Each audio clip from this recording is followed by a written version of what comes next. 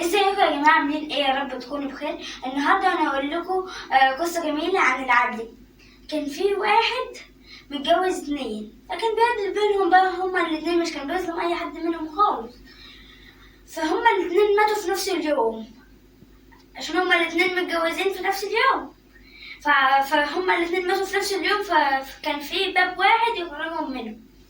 فانا هعمل بابين، هعمل باب كمان عشان هما الاتنين يخرجوا مع بعض. فاعمل الباب وخرجهم هما الاتنين عشان مش يبقى ظلم. في واحدة بقى جت له في منامه، قالت له انا زعلانة منك خالص. قال لها ليه؟ قال لها ليه؟ انا مش كنت بظلم بينكم خالص، انا كنت بحبكم انتوا الاتنين زي بعض وبعدل بكم انتوا الاتنين زي بعض. فقالت له عشان انت خرجتني من انت خرجتني من الباب القديم وخرجت التانية من الباب الجديد.